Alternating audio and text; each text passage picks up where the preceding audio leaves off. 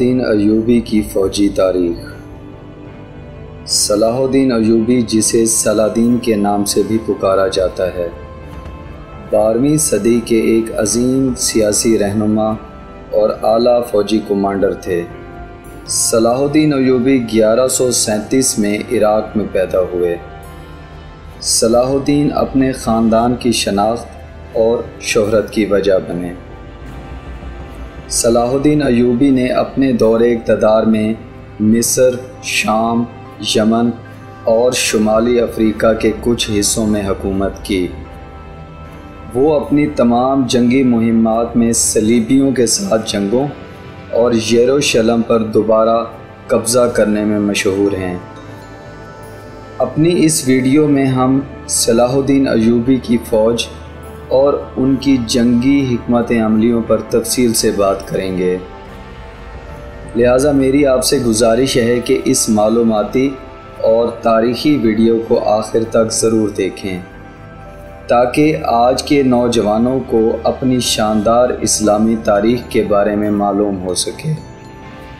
اب اپنے موضوع کا باقاعدہ آغاز کرتے ہیں۔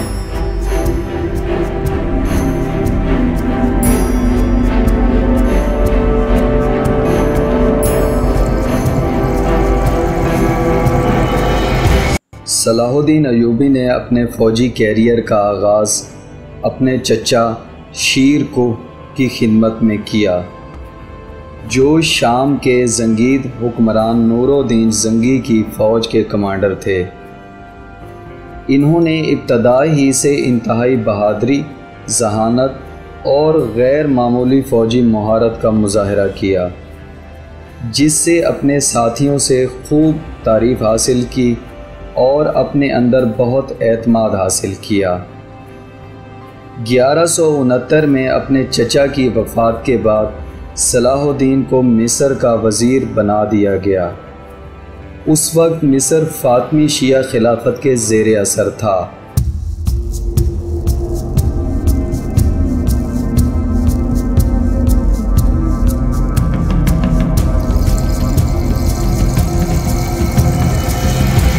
گیارہ سو 71 میں صلاح الدین کو ایک موقع ملا اور اس نے فاطمی حکومت کو معزول کر کے خود کو مصر کا سلطان قرار دے دیا۔ اس طرح فاطمی حکومت مصر میں ختم ہو گئی۔ اس کے بعد صلیبیوں کے خلاف جہاد کا اعلان کیا اور پوری دنیا سے مسلمانوں کو اس جہاد کے لیے دعوت دی، اور اس ضمن میں صلاح الدین نے یروشلم پر بھی اپنا حق جتایا اور اس کو بھی مہم کا حصہ بنایا۔ صلاح الدین کی پہلی بڑی فوجی مہم 1174 میں اس وقت شروع ہوئی جب اس نے حما کے قصبے کے قریب طرابلس کے مقام پر صلیبی افواج کا مقابلہ کیا۔ یہ جنگ تاریخ میں بہت اہم ہے کیونکہ اس جنگ میں صلیبی فوج تعداد میں کافی زیادہ تھی، مگر صلاح الدین کی کم فوجی تعداد کے باوجود زبردست طریقے سے اس نے یہ جنگ جیت لی اور ریمنڈ، جو اس صلیبی فوج کا کمانڈر تھا، اس کو زندہ گرفتار کر لیا۔ 1187 میں صلاح الدین نے یروشلم کو دوبارہ حاصل کرنے کا فیصلہ کیا۔ یہ تقریباً 100 سال تک صلیبیوں کے کنٹرول میں رہا تھا۔ حطین کے مقام پر ایک زبردست جنگ ہوئی، یعنی یہ ایک بہت بڑی جنگ نہیں تھی۔ اس میں صلیبیوں کو زبردست نقصان ہوا اور انہوں نے ہتھیار ڈال دیے۔ اس وقت یروشلم پر گائے نام کا بادشاہ حکومت کرتا تھا اور یہ جنگ اس بادشاہ کی قیادت میں ہوئی تھی، مگر شکست کے بعد یروشلم کو فتح کرنے کا راستہ کھل گیا اور آخر کار صلاح الدین نے یروشلم کو فتح کر لیا۔ اس فتح کے بعد صلاح الدین نے عیسائی قیدیوں سے بہت مہربانی کا سلوک کیا، جس سے وہ اس کی شخصیت اور اسلام کی حقانیت کے گرویدہ ہو گئے اور کئی عیسائی بخوشی اسلام قبول کرنے لگے۔ اس کے علاوہ صلاح الدین نے ان عیسائیوں کے لیے عام معافی کا اعلان کیا اور ان کو کہا کہ جو اسلام قبول کرتا جائے وہ آزاد ہے، اور جو اسلام قبول نہ کرے وہ یہاں رہ سکتا ہے مگر چند شرائط کے ساتھ۔ بہرحال یروشلم کی فتح کے بعد صلاح الدین عیسائیوں اور مسلمانوں میں بہت مشہور ہو گیا۔ صلاح الدین نے 1193 میں وفات پائی۔ اس نے اپنے پیچھے ایک طاقتور ایوبی خاندان چھوڑا۔ اس کی فوجی کامیابیوں اور قائدانہ صلاحیتوں نے مشرق وسطیٰ کی تاریخ پر گہرا اثر چھوڑا، اور وہ اثر ایسا تھا کہ دنیا آج تک صلاح الدین کو ایک بہادر، جرأت مند اور ایک بے مثال کمانڈر مانتی ہے۔ صلاح الدین کے وقت کو اسلامی تاریخ میں ایک شاندار دور مانا جاتا ہے۔ اس کے علاوہ صلاح الدین جہاں تک ایک کامیاب فوجی کمانڈر تھا، وہیں ایک انصاف پسند، رحم دل اور انتہائی سخی انسان بھی تھا۔ یہ تھی صلاح الدین ایوبی کی مختصر تاریخ۔ اب صلاح الدین کی فوج اور جنگی حکمت عملیوں پر تفصیل سے بات کرتے ہیں، کیونکہ صلاح الدین کی فوج کو بیان کرنے سے پہلے ہمیں صلاح الدین کے بارے میں جاننا بہت ضروری تھا۔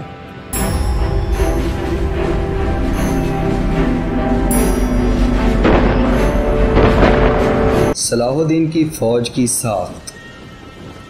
صلاح الدین ایوبی کی فوج مختلف فوجی دستوں پر مشتمل تھی، جن میں گھوڑا سوار یا کیولری بٹالین، پیادہ دستے یا انفینٹری بٹالین، تیر انداز دستے اور انجینئرنگ کور سب سے اہم مانے جاتے تھے۔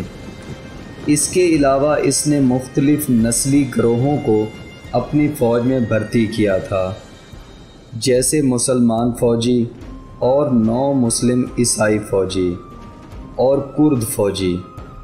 اس ترتیب نے ایک تو مختلف قومیتوں کو متحد کیا اور دوسرا ایک بہت طاقتور فوج کی تشکیل کی۔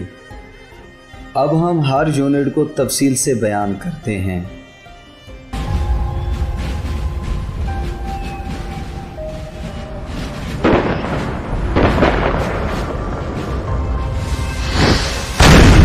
Cavalry battalion. گھوڑا سوار دستے صلاح الدین ایوبی کی فوج کی ریڑھ کی ہڈی کی حیثیت رکھتے تھے۔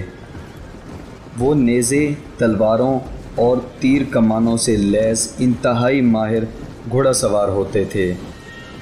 یہ گھوڑا سوار دستے تیز رفتار اور فیصلہ کن چالوں میں دشمن کو نیست و نابود کرنے اور ان کو پیچھے دھکیلنے میں اہم ترین کردار ادا کرتے تھے۔ ان کی بہترین حکمت عملی یہ تھی کہ ہٹ اینڈ رن، جو کہ میدان جنگ میں کامیابی کی ضمانت مانی جاتی تھی۔ اس کے علاوہ ان کی تیز رفتاری اور میدان جنگ کا پانسا پلٹ کے رکھ دینا یہ ایک اہم بات تھی۔ ان گھوڑا سواروں کی تربیت میں اس بات کو یقینی بنایا جاتا تھا کہ کس طرح انتہائی تیزی سے گھوڑے پر سوار ہونا، گھوڑے کو تیز رفتاری سے یکدم موڑنا، دشوار اور ناہموار راستوں پر گھوڑوں کی رفتار قائم رکھنا، اور دوڑتے ہوئے تیز رفتار گھوڑے سے انتہائی درست تیر کا نشانہ لگانا، اور اپنے تمام جنگی ساز و سامان کو انتہائی مضبوطی سے دوڑتے ہوئے گھوڑے پر اپنے قابو میں رکھنا۔ یقیناً ہم کہہ سکتے ہیں کہ صلاح الدین کی فوج کی یہ شہ سوار یونٹ بھی دشمن پر بھاری پڑتی تھی اور بڑے سے بڑے فوجی لشکر کو روند کے رکھ دیتی تھی۔ اس کے علاوہ کیولری بٹالین کے یہ گھوڑا سوار میدان جنگ میں ایک بہت حیران کن حکمت بناتے تھے، جسے شاک، چارج اینڈ ڈسٹرائے اسٹریٹجی کہتے تھے۔ اس میں گھوڑا سوار میدان جنگ میں یکدم جھٹکے سے گھوڑے کو ایک جست لگا کر برق رفتاری سے دوڑاتے تھے اور دشمن فوج میں افراتفری پیدا کر دیتے تھے۔ اس کے بعد تیروں، نیزوں اور تلواروں سے دشمن فوج کا بھرکس نکال دیتے تھے۔ یہ حکمت عملی انتہائی خطرناک ہوتی تھی۔ اور اس میں اس گھوڑا سوار فوجی دستے کے سب سے ماہر اور طاقتور گھوڑا سوار اور فوجی آگے جا کر یہ کام کرتے تھے۔ صلاح الدین ایوبی کی انٹیلیجنس یونٹ۔ صلاح الدین کی فوج میں ایک اہم یونٹ انٹیلیجنس یونٹ ہوتی تھی، جس میں اسکاؤٹس اور دوسرے تمام یونٹس میں سے انتہائی چالاک اور چست فوجیوں کو جمع کیا جاتا تھا۔ اس یونٹ میں خاص بات یہ تھی کہ یہ دشمن کی صفوں میں بھیس بدل کر شامل ہو جاتے تھے اور انتہائی قیمتی معلومات صلاح الدین تک پہنچاتے رہتے تھے۔ اس کے علاوہ دشمنوں کی اہم دستاویزات چرا لانا، دشمن کے اہم اور خاص افسروں پر نظر رکھنا اور انہیں جال میں پھنسانا اور بعد میں قتل کر دینا، اور میدان جنگ میں دشمنوں کی کمزوریوں پر نظر رکھنا اور ان سے فائدہ اٹھانا، یہ ان کے اہم ترین کام تھے۔ اس کے علاوہ انہی میں سے ایلیٹ گارڈ یونٹ بنائی گئی تھی، جن کو دوسرے فوجیوں سے زیادہ تربیت دی جاتی تھی، اور یہ یونٹ صلاح الدین کی حفاظت کرنا، فوج کے اہم ترین مقامات کی حفاظت کرنا اور کمانڈو ایکشن جیسے مشنز میں انتہائی مشکل مشن سر انجام دینا وغیرہ کرتے تھے۔ تیر انداز یونٹ۔ صلاح الدین ایوبی کی فوج میں تیر انداز یونٹ انتہائی اہمیت کے حامل تھی۔ اس نے تیر اندازوں کی ایک پوری یونٹ تیار کی تھی، اور وہ تیر اندازی میں اس قدر ماہر تھے کہ ہوا میں پھینکا ہوا ایک سکہ بھی اپنے تیر سے بالکل درست نشانہ لگاتے تھے۔ ان کے کمان لوہے، لکڑی اور ہاتھی دانت کے ملاپ سے بنائے جاتے تھے، جبکہ تیر لکڑی کے اور اس کے آگے نوک فولاد کی ہوتی تھی۔ ان کی کمانیں اتنی مضبوط بنائی جاتی تھی کہ اس کو اگر جنگ میں ڈھال یا ہتھیار کے طور پر استعمال کیا جائے تو دشمن کی جان لے سکتی تھیں۔ تیر انداز ہمیشہ اپنی وزنی اور فولادی کمانوں کے ساتھ پہلی صف میں موجود ہوتے تھے اور دشمنوں پر تیروں کی برسات کر دیتے تھے، جس سے دشمن یکدم بوکھلا جایا کرتے تھے۔ ان کی میدان جنگ میں ایک مخصوص حکمت عملی ہوتی تھی، جس کو فائر ود فلیش کہتے ہیں۔ اس کا مطلب یہ تھا کہ تیر انداز اس طرح کھڑے ہوتے تھے کہ ایک صف میں آگ سے دہکتے ہوئے تیر اور دوسری صف میں سادہ تیر، اور یکدم سینکڑوں تیروں کی ایک بارش دشمن کے لشکر پر برسا دی جاتی تھی، جس سے دشمن شدید دہشت زدہ ہو جاتے تھے اور ان کے لشکر میں آگ بھی لگ جاتی تھی، اور کئی دشمن فوجی اتنے بڑے تیروں کے حملے میں مارے جاتے تھے یا پھر اتنے زخمی ہو جاتے تھے کہ جنگ لڑنے کے قابل بھی نہیں رہتے تھے۔ اس تیر اندازوں والی یونٹ کی وجہ سے کئی بار صلاح الدین کئی جنگوں میں اپنے دوسرے یونٹس کو آگے بھیجے بغیر ہی جیت جاتا تھا۔ اس کے بعد یہی تیر انداز جب گھوڑوں پر سوار ہو کر حملہ کرتے تھے تو ہٹ اینڈ رن کی اسٹریٹجی کے مطابق دشمنوں کی صفوں کو تہس نہس کر دیتے تھے، اور اس قدر مہارت سے دوڑتے ہوئے گھوڑوں سے نشانے لگاتے تھے کہ وہ 100% درست ٹارگٹ ہٹ کرتے ہوئے آگے نکل جاتے تھے اور دشمن کو سنبھلنے کا موقع ہی نہیں ملتا تھا۔ انفینٹری یونٹ یا پیادے۔ صلاح الدین کی فوج میں انفینٹری یونٹ یا پیادے ایک کمال کی انتہائی طاقتور اور خطرناک یونٹ تھی۔ اس میں ہر فوجی کو خصوصی تربیت دی جاتی تھی، جیسے ہاتھوں سے لڑائی کرنا، تلوار بازی، کلہاڑے سے لڑائی کرنا اور ڈھال سے دفاع کرنا۔ اس یونٹ کو میدان میں اس وقت اتارا جاتا تھا جب دشمن کی صفوں میں گھس کر دو بدو لڑائی ہو۔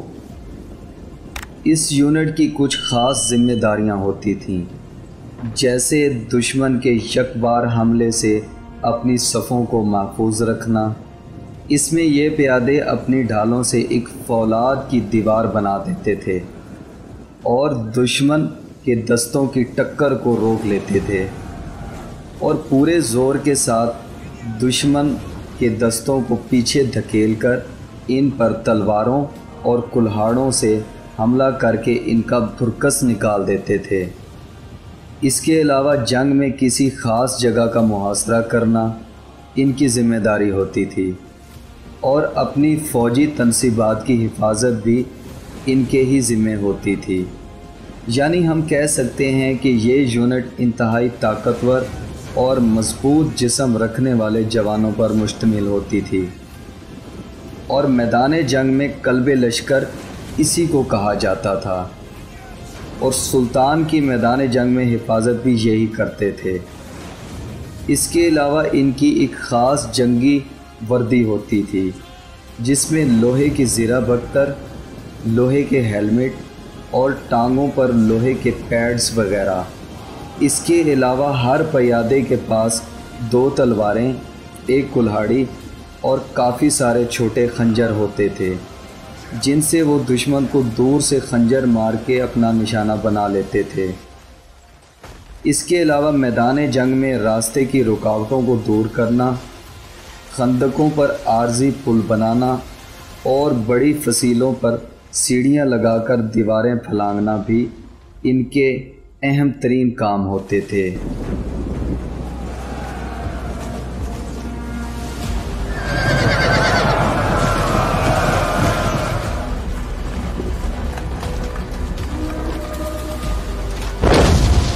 صلاح الدین کی فوج میں ایک اور یونٹ بہت اہم تھی جس کو انجینئرنگ کور یا انجینئرنگ یونٹ کہا جاتا تھا۔ یہ مختلف قسم کی مشینیں بناتے تھے جن میں کیٹپلیٹس، ٹریبیوچیٹس، بیرنگ بیم، سیج ٹاورز اور دشمنوں کے قلعوں کی دیواروں اور بڑے دروازوں کو توڑنے کے لیے مختلف آلات وغیرہ۔ اس کے علاوہ انجینئرنگ یونٹ شہروں کے دفاع کے لیے شہروں کے باہر دشمنوں کے لیے خصوصی پھندے تیار کرتے تھے، اور میدان جنگ میں بھی یہ پھندے بنا کر دشمنوں کو بری طرح پھنساتے تھے۔